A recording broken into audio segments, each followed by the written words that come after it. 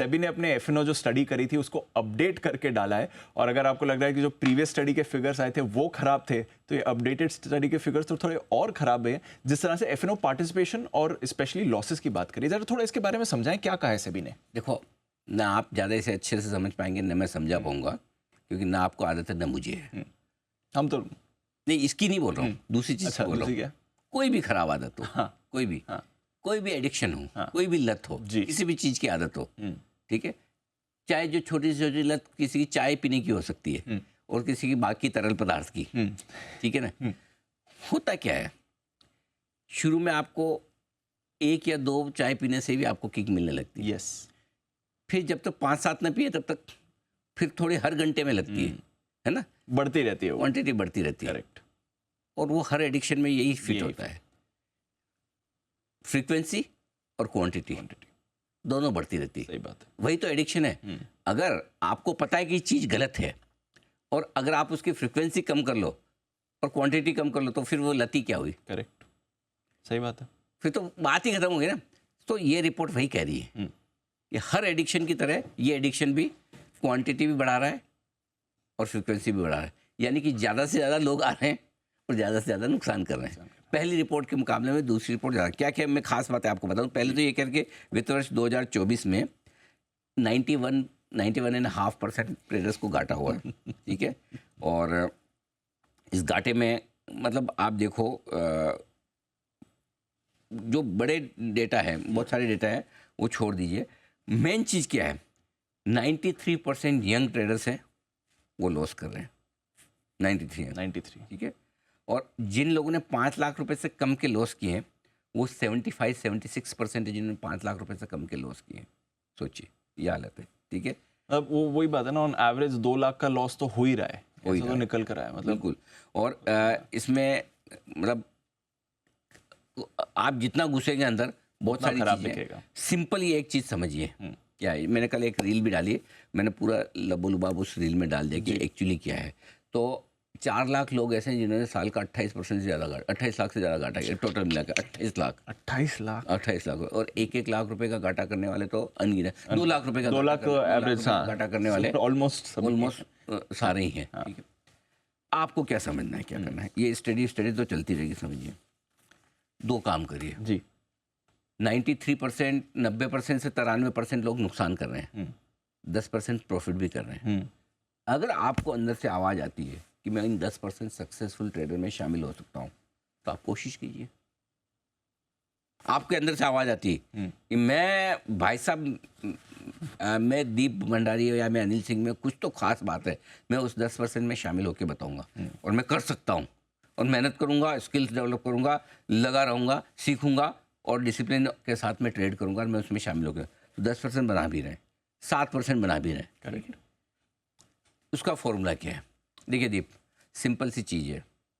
Life में बहुत सारी चीज़ें ऐसी होती है जो आप किसी के कहने से नहीं मानते, करके ही मानते। जैसे कि हर बाप अपने बेटे को बोलेगा गाड़ी तेज मत चलाना, लेकिन जब वो बेटा था तब उसने भी तेज चलाई थी, करा था, है ना। ऐसे ही सीखे हैं सब। ऐसे, लेकिन एक आध बार ठुकेगी लगेगी तो उसको जो लेसन मिलता है ना खुद करने गलती करने का, वो लेसन कहीं नहीं है। इसलिए आप कितना ही बोल दें अपने बच्चों को, और आजकल तो युवा हैं सारे के सारे, जो 30 साल के कम के लोग वही कर रहे हैं। उनकी 31% भागीदारी थी, 43% आधे हुई हो गए, आधे मतलब वही है। ऐसे में क्या है, आप मना मत करो। मैं हमेशा ये बोलता हूँ, किसी को मना मत करो। मना करने से, क्योंकि देखो लाइफ में 2 चीज़ें आप कर सकते हैं हमेशा, उसकी 2 कंडीशन पूरी होनी चाहिए। कंडीशन नंबर 1, वो लीगल होना चाहिए। तो क्या एफएनओ ट्रेडिंग लीगल है? जवाब है हाँ। और कंडीशन नंबर 2, उसमें पैसा बनना चाहिए। अगर दोनों कंडीशन सेटिस्फाई है तो क्यों नहीं करनी चाहिए? सही बात है, करेक्ट। सो अगर दूसरी कंडीशन पैसा है कि नहीं है, ये कैसे पता चलेगा? जब तक नहीं करेंगे तब तक नहीं। उसका फॉर्मूला बताओ। आपके पास 100 रुपये हैं, 20 रुपये अलग, 80 अलग। 80% आपका इन्वेस्टमेंट होगा और 80% इन्वेस्टमेंट कहाँ होगा? वो म्यूचुअल फंड में करिएगा। शेयर मत लीजिएगा, नहीं तो वो ट्रेडिंग के लॉस में शेयर बिक जाएंगे। तो 80% आप अलग म्यूचुअल फंड में डालिए, 20% आप ट्रेडिंग के लिए रखिए और आप कोशिश करिए कि उस 8 से 10% वाली कैटेगरी में आप आ सकते हैं जो सक्सेसफुल इन्वेस्टर है। और ये मान के करिए कि जैसा आप वेगास जाते हैं, मकाऊ जाते हैं, या डेल्टिन में जाते हैं तो उतने ही पैसे रख के जाते हैं कैसीनो में कि जितने आप छोड़ बस वापस आने के लिए बचा के, है ना, जितने खोने उतने ही लेके जाते हैं, बराबर। तो इसमें आप उतने ही पैसा लगाएं जितना आप खोने को तैयार हैं। और अगर उसमें आपको लगता है कि मैं सीख गया हूँ, समझ गया हूँ, पैसा बनाने की मुझे कॉन्फिडेंस बढ़िया है, तो आप वो आगे बढ़ाइए। नहीं, और ये जब खत्म हो जाएगा तो मैं बाहर हो जाऊंगा, और नहीं तो मेरा 80% इन्वेस्टमेंट है, वो बाकी का 20% भी कवर करके दे देगा जो मैं वहाँ लॉस करके आया। मना करने से नहीं होगा काम। आप नेक्स्ट जनरेशन को मना करोगे ना, वो बोलेगा वो बापू सेहत के लिए हानिकारक है, वैसा वाला हाल है। बोलेगा ये ओल्ड डेटेड हो गया है, हाँ। समझता नहीं, आजकल पूरी दुनिया यही कर रही है, मुझे मना कर रहे हैं, ठीक है ना। बोले सबके बाप तो अलाउ कर रहे हैं, मेरा बाप ही मना कर रहा है। एग्जैक्टली है ना। सो इसलिए हाँ, बस ये अगर आप फेल हो तो थैंक यू वेरी मच। एक मैंने ट्राई किया था, हमसे ना हो पाया, कोई बात नहीं, हम इन्वेस्टमेंट करेंगे, कुछ और करेंगे, सिंपल। यही तरीका है, और कोई तरीका नहीं दी ये।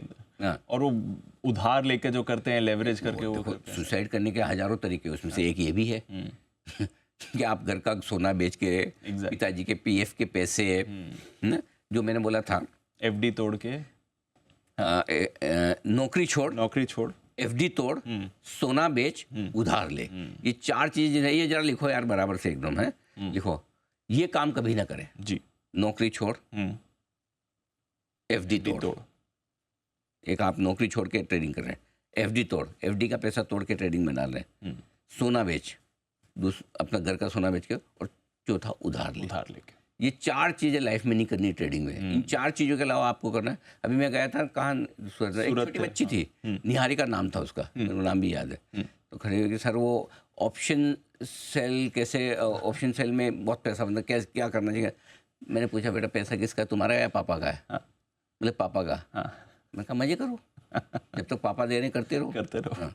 और मैं उसमें भी एक और चीज़ बताना चाहता हूँ। नेक्स्ट जनरेशन को लगता है ना पापा जी के पैसे हैं, वही पिताजी पैसे देंगे अपने बच्चों को ऑप्शन ट्रेडिंग करने के लिए, जिनके पास सफिशिएंट पैसा है और उनको ये पता है कि मैं ऊपर जाऊंगा तब नीचे पैसे छोड़ के ही जाऊंगा।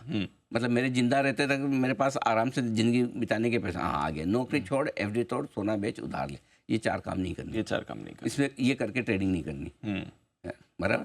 तो मैंने उनको बोला कि इसका फॉर्मूला सिंपल, हर मैं पिताजी को बताना चाहता हूँ, हर पेरेंट जिसके पास अच्छे पैसे हैं वो एक मंत्र नोट करके रख ले।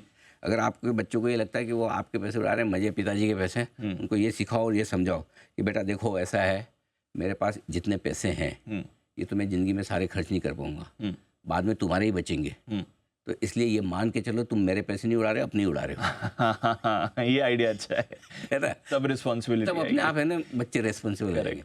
उनको जिस दिन ये अरे मेरा ही है क्या, तो मुझे एफएनओ ट्रेडिंग में नहीं उड़ाना है। बोले ये एफडी मेरी होती, ये सोना मेरा ही होता था, है ना। ये चीज़ें जब उनके बाद आएंगे तो मेरे पिता, ये पीएफ के पैसे पिताजी के मेरे ही काम आएंगे बाद में फ्यूचर में। अपने आप रेस्पॉन्सिबल, अपने को बच्चों को रेस्पॉन्सिबल बनाना पड़ेगा। आइडिया बढ़िया है सर, सिखाना पड़ेगा। ऐसे नहीं सीखेंगे वो, हम कोई चीज़ के लिए मना करोगे नहीं सीखेंगे ज़िंदगी में, लेकिन उनको समझाओगे ना और करने दोगे ना, 10% दे, बोले तू इसमें से बना के दिखा, चल ये ₹1,00,000 पकड़ करके दिखा, ठीक है ना, बस वैसा है।